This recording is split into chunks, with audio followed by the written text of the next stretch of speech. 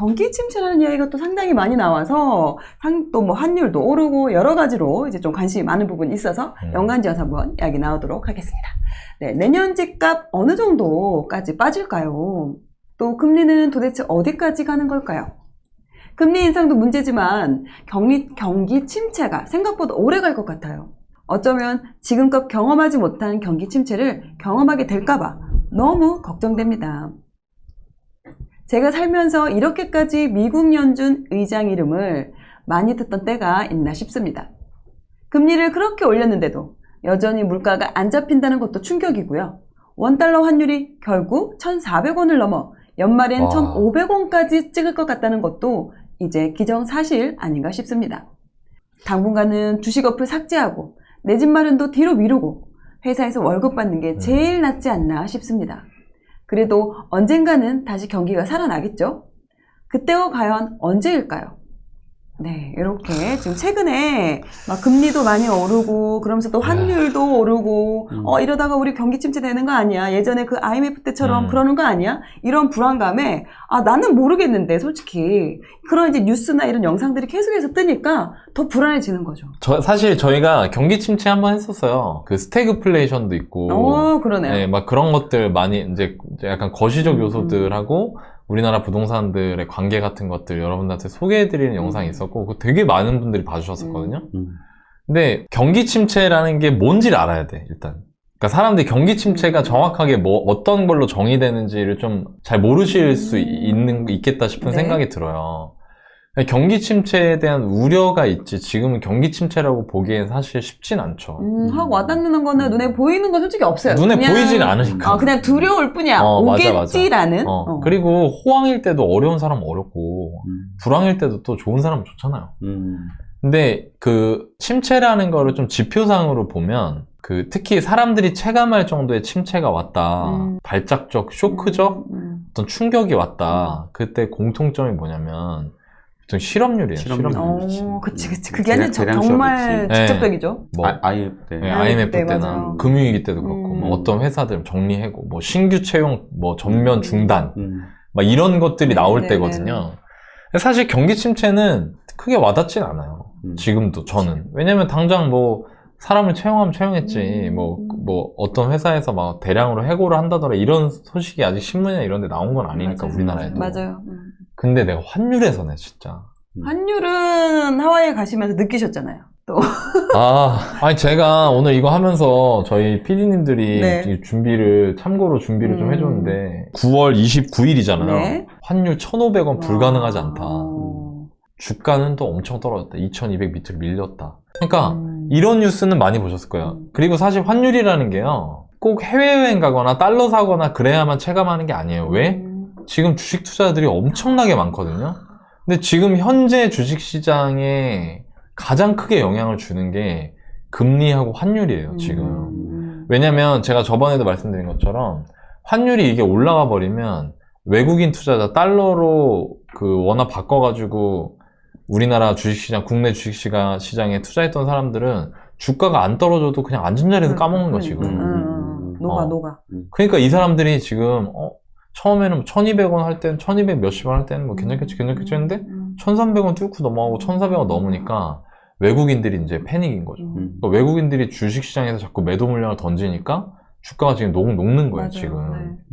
근데 그거를 우리 주식 투자하는 우리 개미 투자자분들, 우리 주변 동료들, 월급쟁이 투자자들 엄청 지금 힘들잖아요, 이것 때문에. 그러니까 지금 환율이 아주 초미의 관심사. 그래서 제가 환율과 관련된 거를 오늘 좀 말씀을 좀 드려보는 게 어떨까라는 생각이 들어요. 근데 그 전에 제가 또 미국 갔다 왔잖아요. 그래서 제가 느낀 거를 좀 설명을 드리면 좀 더 공감이 될 수 있지 않을까 싶어서 제가 현지에서 찍은 사진을 좀 보여드리겠습니다. 미국 갔을 때 찍은 사진. 현장 조사하러 갔네. 아니 현장 조사 아니라 그냥 내가 거기 돈을 쓰니까 이게 보게 되잖아요. 자, 이거 칩스 아호이라는 아주 유서 깊은 미국인들이 좋아하는 그런 과자가 있습니다. 그게 저희 화면에 보시면 6.99라고 써있죠? 네. 달러입니다. 7달러. 근데 지금 좀 전 기사에서 1,440원 보셨잖아요. 그럼 7달러 1,400원 곱하면 9,800원. 저거 한 상자가 지금 10,000원이에요, 지금. 미쳤어요. 근데 사실 되게 재밌는 게요. 제가 하와이 갔었는데 이거 빅아일랜드에서 찍은 거거든요. 미국에서 물가가 되게 비싼 지역은 아니에요. 그리고 더 충격적이야, 이거는. 이토웬이라는 일본 브랜드인데 자스민티 녹차가 네네. 4달러. 4416, 4114. 5,600원. 5,600원. 6,000원 돈 하는 거예요. 스타벅스 커피보다 더 비싸. 어머나. 지금 이래요. 미국이 물가가 진짜 살인적이더라고, 내가 가보니까. 야, 이런데 경기가 안 무너지나? 돈을 많이 버나 봐요? 많이 벌더라고. 월급을 많이 받나 봐? 소득이 확실히 높은가 봐. 아. 이걸 버텨주는 걸 보니까. 아. 근데 그럼에도 불구하고 이 물가가 너무 급하게 오르고, 중요한 거는 지금 이 물가 수준도 수준인데 사람들이 느끼는 거, 미국인들이 느끼는 게 일반적으로 한 2년 전 대비 모든 물건의 가격이 거의 40% 가까이 오른 걸로 체감을 한대요, 지금. 네. 햄버거 그 빵 있잖아요. 네. 그거는 2.5배가 올랐대. 그 햄버거 만들어 파는 사람들이 느낀 체감이. 그러니까 품목에 따라 편차는 있지만 40% 정도 오른 걸 느낀다. 자, 그러니까 미국이 지금 물가 잡는데 혈안이 된 겁니다. 그러니까 자꾸 아까 그 사연자분들 파월 의장 소리를 내가 이렇게 많이 들을 줄 몰랐다고. 맞아요. 근데 이 파월 아저씨가 계속 얘기를 해요. 나 경기 침체고 뭐고 난 모르겠고, 나는 물가 이거 우주로 날아가 버리면은 나라 망하니까 무조건 물가를 잡겠다 하면서, 이번에 또 며칠 전에 저 미국 갔을 때 자이언트 스텝 했잖아요. 네네, 맞아요. 그때 막 뉴스 나오고 난리 나더라고요, 미국에서도. 금리를 막 인정사정 없이 올리는 거예요. 0.75씩 막 3번 연속으로 빵빵빵 막 한 6개월 사이에 금리 2% 이상 올리잖아요, 지금. 그러니까 이게 왜 제가 이 금리 얘기를 왜 하냐면, 금리를 올리잖아요. 그럼 어떻게 되냐면 달러 귀해지는 거예요. 달러 귀해지니까 환율이 엄청나게 올라가는 거죠. 그리고 제가 이거 보면서 느꼈는데, 제가 사진 하나 더 보여드릴게요. 거기 가서 찍은 거. 이 나우 하이어링, 그러니까 지금 채용하고 있어요. 데니스 레스토랑에서. 이거거든요. 구인 광고예요. 근데 이게 다 걸려 있어요. 그러니까 제가 진짜 충격받았던 게, 아니 물가가 이렇게 비싼데 아직도 사람을 못 구해. 그러니까 미국에서 금리를 그렇게 강하게 올리는데 자신감이 있는 거야. 왜? 아까 제가 말했잖아요. 경기 침체는 뭐다? 실업이다. 실업. 근데 지금 고용을 한다니까? 그러니까 고용을 못해 난리예요. 이게 다 걸려 있어요. 길거리에. 그러니까 이 파월 의장님 입장에서는 어때요? 자신감이 있는 거야. 야, 우리 아직 실업률? 끄떡없어. 튼튼해야지. 금리? 야, 팍팍 올려. 이러다가 다른 나라들이 힘들어지면 어떡합니까? 그건 니네가 알아서 해. 그건 니네 알아서 하고, 우리 물가부터 잡고. 그리고 금리 빡 올리니까 달러 귀해지지. 그리고 금리 올라가면서 다른 나라들이 막 불안불안해지는 거예요. 이제 금리 올라가는 수준을 못 따라가니까. 우리나라 총재님도, 이창훈 총재님도 거기 미국에 그 잭슨홀 미팅 갔다 오셔가지고 그 얘기 했잖아요. 막 우리는 그 원칙을 지키면서 정도껏 가겠다고. 원칙을 지키면서 정도껏 가겠다는 게 금리 미국처럼 한 번에 못 한다 이거죠. 그러니까 환율이 이렇게 불안한 겁니다. 그래서 제가 재미삼아서 아파트 값하고 환율 그래프를 한번 그려봤어요. 이것도 없어. 이거 해본 사람이 없더라고. 일 열심히 하네요. 열심히 그리네, 열심히. 이것도 내가 한번 그려봤어요. 전국의 서울 아파트 매매 지수하고 환율입니다. 이 환율이 이 골드색이고요. 이 오른쪽이 환율이라고 보시면 돼요. 1달러, 1달러당 얼마. 그리고 이 왼쪽이 매매 지수예요. 1986년부터 2022년 현재까지입니다. 8월까지. 똑같은 기간 동안 제가 넣어서 같이 그렸어요. 보면 여러분, 제가 이거 보고 진짜 놀란 게요. 1,300원이 여기거든요. 이게 지금 1,400원 가까이 갔죠? 그죠? 이게 네. 지금 8월 말 기준이에요. 그래서 지금 이거 다음 달 되면 이게 여기 와 있겠죠, 여기. 그죠? 여기 와 있는 거예요, 지금. 네네. 1,300원 넘었을 때가요, 지난 40년 좀 안 되는, 35년 정도 되는 기간 동안 한 번, 두 번밖에 없어. 네. 나도 이거 보고 약간 소름 끼치더라고. 무섭더라고. 이게 사람들이 지금 이러다 우리나라 IMF 오는 거 아니야? 이 소리가 괜히 나오는 게 아니구나. 근데 이게 체감이 되더라고. 이게 무서워. 이게 지금 35년이라는 네. 시간 시간 동안 요게 1,400원인데, 요거 넘어간 때가 이때 IMF 때, 금융위기 때. 밖에 없어. 지금 여기 와 있잖아, 여기. 지금 수준 거의 금융위기 때랑 비슷한 거 아니에요? 금융위기 때보다 이상인 거죠, 지금. 1,440원 찍었으니까. 와, 이게 장난이 아니구나, 진짜. 그리고 더 낮게 잡아볼까요? 1,300원. 하나, 둘, 셋. 이때가 2000년대 초반 카드 대란. 그러니까 지금 이 환율이요 아웃라이어 수준이 돼버린 거예요 지금. 평상적 통상적 상황이 아니에요. 그러니까 사람들이 이제 공포에 휩싸이는 거고 주식시장은 그거에 대한 진짜 직격탄을 맞고 있는 거고. 그럼 당연히 뭘 보겠어요 제가. 부동산 어떻게 될지 볼 거 아닙니까. 그쵸. 이때 IMF 때 당연히 미끄러졌지. 빠졌죠. 확 미끄러 엄청나게 빠졌다가 근데 되게 재밌는 게요. 이때 이 카드 대란 때 이때도 환율 올라가는 속도가 지금 보세요. 이렇게 올라갔잖아요. 비슷하네요. 굉장히 급하게 올라갔죠. 이때도 분위기 안 좋았다는 얘기예요. 근데 집값이 어때요? 그것도 전국적으로도 올랐어. 어마어마하게 그것도. 그리고 이렇게 환율 올랐을 때는 어떻게 돼요? 이때부터 수도권이 빠지죠. 왜냐면 이게 금융위기니까. 금융위기 때 이유니까 쭉 빠졌고 전국은 지방이 올라서 평균적으로는 어느 정도는 상승하는 모양새를 보여주는 거죠. 그리고 지금이 된 거예요. 그럼 이렇게 볼 수 있죠. 얼핏 보면.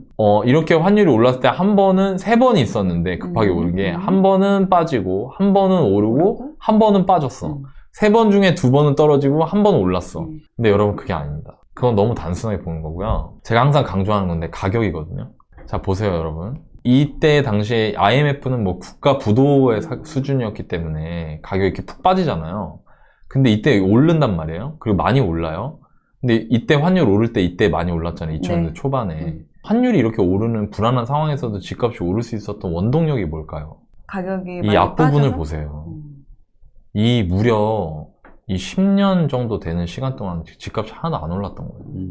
그러니까 이게 누적이 되고 있는 거죠, 점점. 그러니까 가격이 굉장히 싼 시기가 되어버렸다는 거예요. 이 IMF 때. 그리고 이때 당시에 김대중 정부가 들어섰었는데 국가 환란 속에서 정부가 탄생을 했으니까 모든 면에서 다 부양책을 써요. 그렇죠. 강하게. 그러면서 집값이 이제 많이 올랐던 거고요. 네, 이때는 어때요? 반대로 집값 떨어졌잖아요. 근데 그 앞전을 봐봐요. 오랜 기간 많이 올랐잖아요. 그러니까 이제 조정을 받는 거예요. 집값의 기본적인 원리, 오랫동안 안 오르면은 가격이 오를 수 있는 이제 토대가 마련되고 있는 상태인 거고, 가격이 앞에서 많이 올랐으면 조정이나 하락을 맞이할 수 있는 토대가 마련되고 있는 거잖아요. 그 상태에서 환율들이 이렇게 서브로 영향을 주는 거죠, 진짜. 이게 결국에 그 경기나 위기 상황을 표현하는 거니까. 저는 이거 보면서, 이번에도 오랫동안 많이 올랐잖아요. 환율이 더 오르면 주식은 이미 영향을 주고 있고, 부동산에도 좀 안 좋은 영향을 줄 수 있겠다. 그런 생각이 좀 들어서, 여러분들한테 이거 같이 간단하게 한번 같이 보면서 얘기 하나 나눠보고 싶었어요.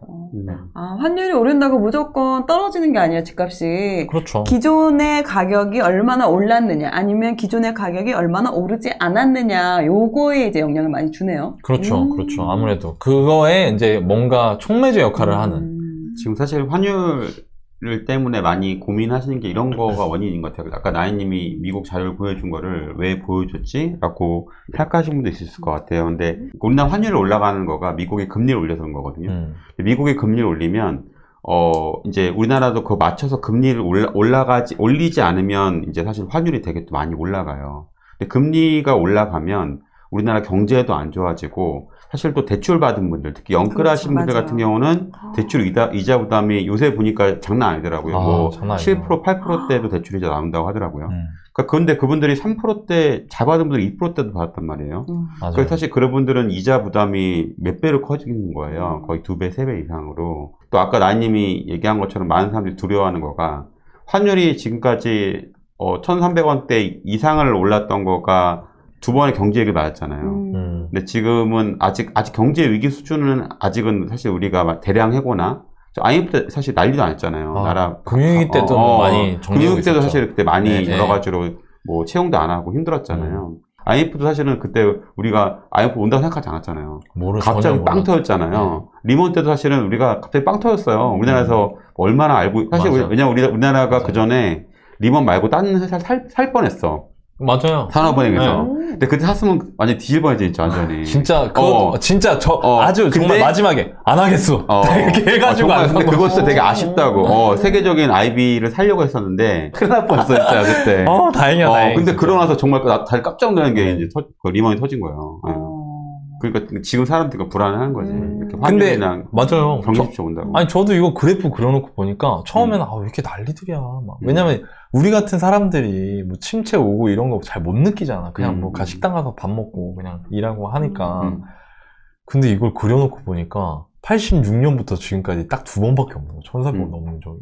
그리고 또 지금 환율이 올라서인지 계속 주식은 빠지고 있고 네. 부동산도 지금 빠지고 있으니까 이게 환율이 올라가면 이게 더 빠질 것 같은 그런 이제 불안감이 더 드는 그런 거죠. 두려움이 그렇죠. 있는 거죠. 그러니까 뭔가 이런 거지 뭐 그냥 1,400원 넘었을 때가 옛날에 우리나라 진짜 암흑기 때밖에 없네.